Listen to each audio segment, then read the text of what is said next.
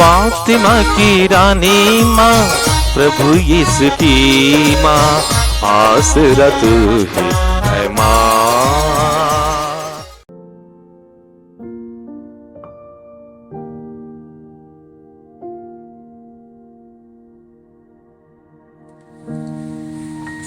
प्रकाशना ग्रंथ से आज का पहला पाठ, अध्याय 21, पद संख्याएं 9 से 14 तक। एक स्वरदूत ने मेरे पास आकर कहा, आओ, मैं तुमको मेमने की दुल्हन दिखाऊंगा। मैं आत्मा से आविष्ट हो गया और स्वरदूत ने मुझे एक विशाल तथा ऊंचे पर्वत पर ले जाकर पवित्र नगर यरूशलेम दिखाया। वह ईश्वर के यहाँ से आकाश में उतर रहा था। वह ईश्वर की महिमा से विभूषित था और बहुमूल्य रत्न तथा उज्ज्वल सूर्यकांत मणि की तरह चमकता था। उसके चारों ओर एक बड़ी और ऊंची दीवार थी, जिसमें 12 फाटक थे और हर एक फाटक के सामने एक स्वरदूत खड़ा था। फाटकों पर इस्राएल के 12 वंशों के नाम अंकित थे। पूर्व की ओर 3, उत्तर की ओर 3, पश्चिम की ओर 3 और दक्षिण की ओर 3 फाटक थे। नगर की दीवार नींव के 12 पत्थरों पर खड़ी थी और उन पर मेमने के 12 प्रेरितों के नाम अंकित थे। यह प्रभु की वाणी है। ईश्वर को धन्यवाद। अनुवाक्य हालेलुया। हालेलुया। हे प्रभु, तेरी सारी सृष्टि तेरा धन्यवाद करे। तेरे भक्त तुझे धन्य कहे। वे तेरे राज्य की महिमा गाए, तेरे सामर्थ्य का बखान करे। अनुवाक्य हालेलुया। हालेलुया। जिससे सभी मनुष्य तेरे महान कार्य तथा तेरे राज्य की अपार महिमा जान जाएं। तेरे राज्य का कभी अंत नहीं होगा। तेरा शासन पीढ़ी दर पीढ़ी बना रहेगा। अनुवाक्य हालेलुया। हालेलुया। प्रभु जो कुछ करता है अच्छा ही करता है। वह जो कुछ करता है प्रेम से करता है। वह उन सबों के निकट है जो उसका नाम लेते हैं, जो सच्चे हृदय से उससे विनती करते हैं। अनुवाक्य हालेलुया। हालेलुया। जय घोष। हालेलुया। हालेलुया। गुरुवर, आप ईश्वर के पुत्र हैं। आप इस्राएल के राजा हैं। हालेलुया। प्रभु आप लोगों के साथ हो और आपकी आत्मा के साथ। संत योहन के अनुसार पवित्र सुसमाचार। हे प्रभु, तेरी महिमा हो। अध्याय 1, पद संख्याएं 45 से 51 तक। फिलिप नतानाएल से मिला और बोला, मूसा ने संहिता में और नबियों ने जिनके विषय में लिखा है वही हमें मिल गए हैं। यह नासरत निवासी यूसुफ के पुत्र यीशु है। नथानेल ने उत्तर दिया, क्या नासरत से कोई अच्छी चीज आ सकती है? फिलिप ने कहा, आओ और स्वयं देख लो। यीशु ने नथानेल को अपने पास आते देखा और उसके विषय में कहा, देखो, यह एक सच्चा इस्राएली है, इसमें कोई कपट नहीं। नथानेल ने उनसे कहा, आप मुझे कैसे जानते हैं?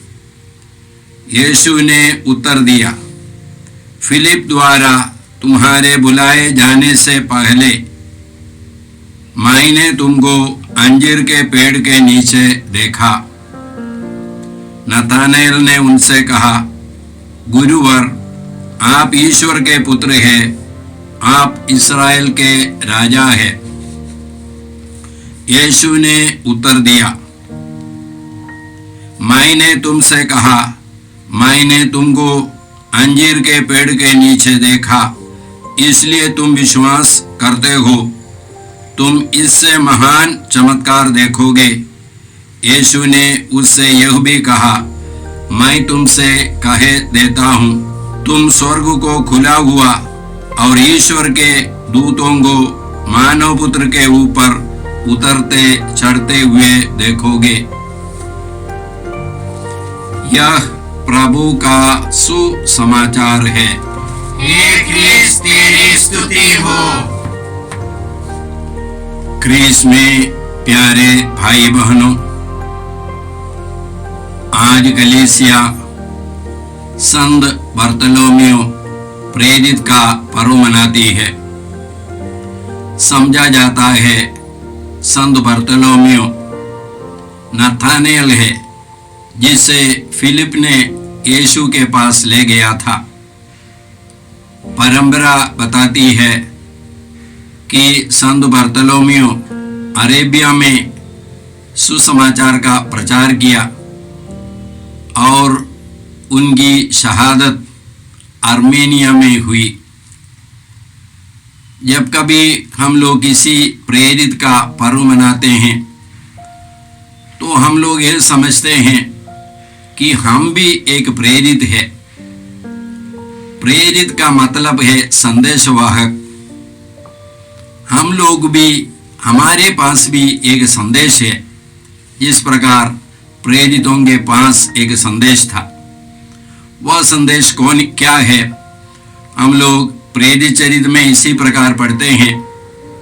जब प्रेरितों को यूदस इस्करियोती के जगह पर एक व्यक्ति को चुनना था, तब उन लोगों ने यह शर्त रखा था।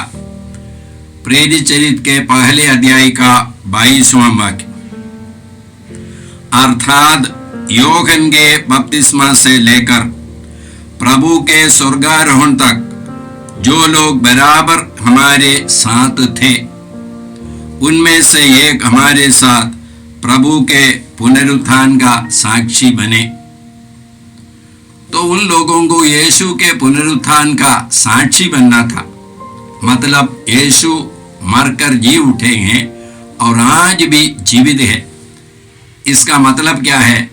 इसका मतलब यही है कि जो लोग यीशु से जुड़े हुए हैं, यीशु को मुक्तिदाता के रूप में स्वीकार करते हैं, वे लोग भी, हम लोग भी यीशु के समान महिमान्वित शरीर के साथ जी उठेंगे पुनरुत्थान के समय में, और हमेशा के लिए यीशु के साथ हम जीवित रहेंगे।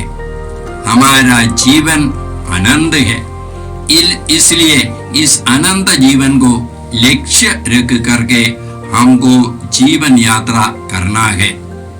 आज का पहला पाठ हम लोगों ने प्रकाशना ग्रंथ से सुना। वहां पर एक देवदूत आकर यूहन्ना को बताते हैं, आइए मैं आपको दुल्हन मेमने की पत्नी के दर्शन कराऊंगा। और उसके बाद यूहन्ना को एक ऊंची पहाड़ पर ले गया।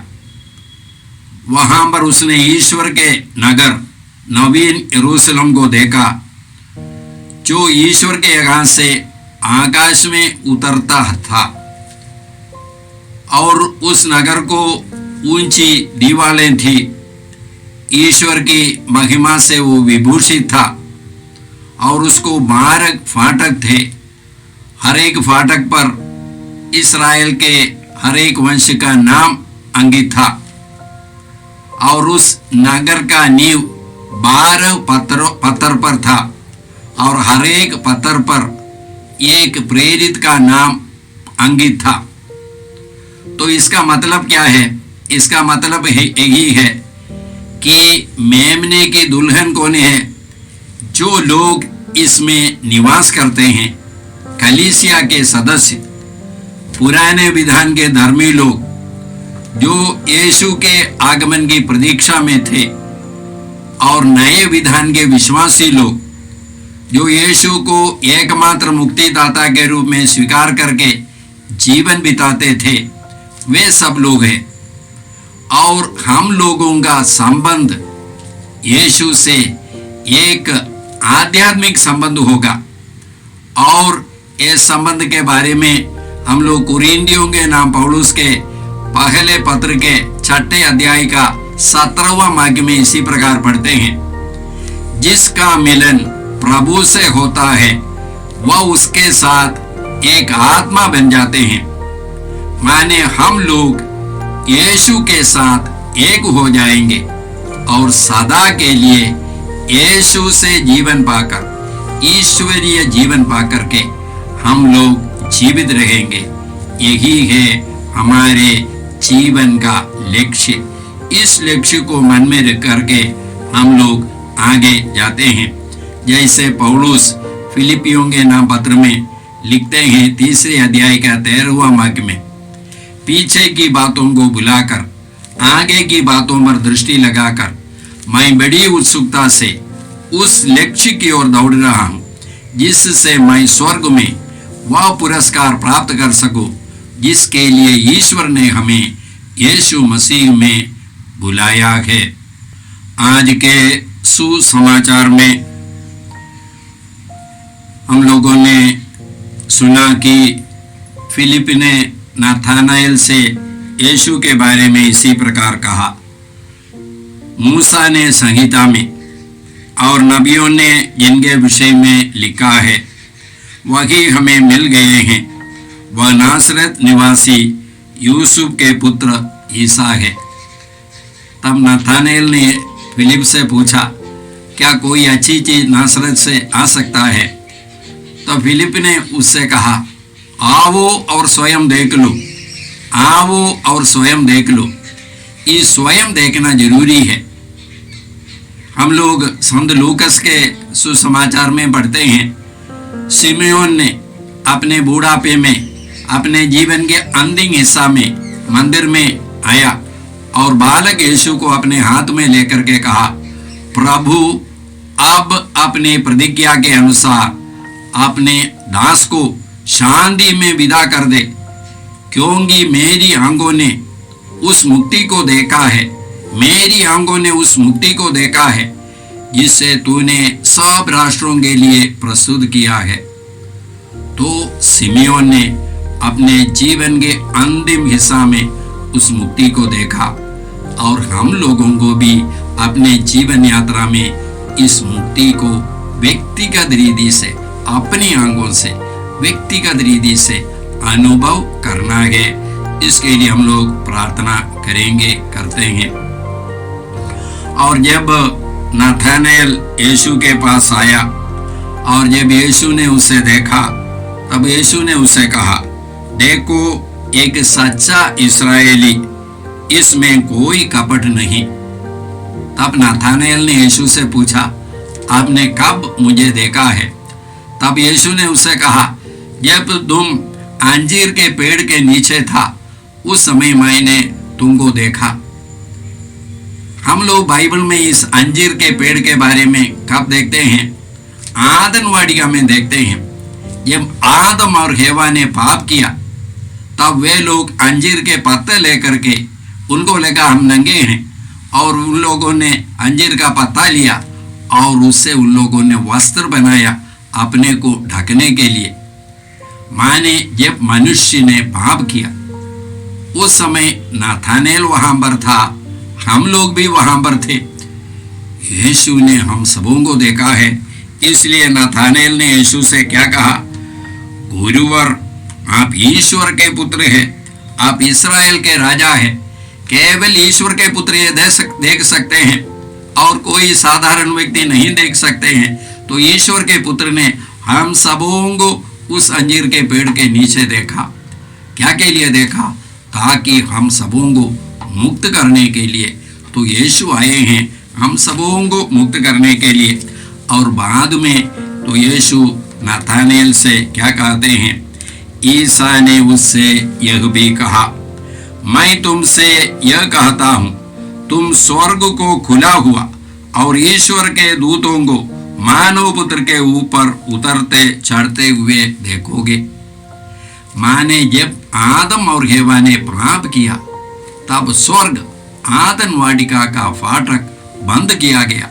उन लोगों को वहां से निकाल करके फाटक को बंद कर दिया, स्वर्ग को बंद कर दिया। अभी ये स्वर्ग यीशु के द्वारा खुल गया है और ये यीशु है हम लोगों को स्वर्ग जाने का माध्यम। इस यीशु में हम लोगों को विश्वास करना है, इस यीशु को अपने जीवन के एकमात्र मुक्तिदाता के रूप में स्वीकार करना है। यीशु ने कहा, मार्ग, सत्य और जीवन मैं हूँ, मुझसे होकर गए बिना कोई पिता के पास नहीं आ सकता। तो भाई और बहनों, हम लोग अपने विश्वास के लिए प्रभु को धन्यवाद देते हैं। यीशु की शिक्षा के लिए हम लोग यीशु को धन्यवाद देते हैं। हे परमपिता ईश्वर, हम तुझे धन्यवाद देते हैं अपने विश्वास के लिए। तूने हम लोगों को विश्वास का वरदान दिया है प्रेरितों के द्वारा। हे प्रभु, तूने हम लोगों को विश्वास की शिक्षा दी है। इस शिक्षा पर जीवन बिताने के लिए हम सबों को कृपा दीजिए। ये प्रार्थना हम करते हैं प्रभु क्रिस्त के द्वारा, आमीन। जय यीशु क्रिस्त में प्रिय भाई और बहनों, प्रभु यीशु ने हमें आदेश दिया है संसार के कोने कोने में जाकर सारी सृष्टि को सुसमाचार सुनाओ। सुसमाचार सुनने के लिए और सुनाने के लिए एक अच्छा मौका है। आप कृपया इस चैनल का सब्सक्राइब करें, लाइक करें, शेयर करें, बेल आइकन दबाएं ताकि यहाँ की नई वीडियोस की सूचना आपको मिलती रहेगी। साथ साथ आप दूसरों को भी प्रेरणा दें इसका सब्सक्राइब करने के लिए। याद रखें, कल के मिसा के दैनिक पाठ और उस पर टिप्पणियाँ आज ही दोपहर के बाद हम लोग अपलोड करते हैं। कृपया आज ही उसको सुनकर कल की तैयारी करें। प्रभु यीशु आपको और आपके परिवार को 100 गुनी आशीष देंगे। जय यीशु।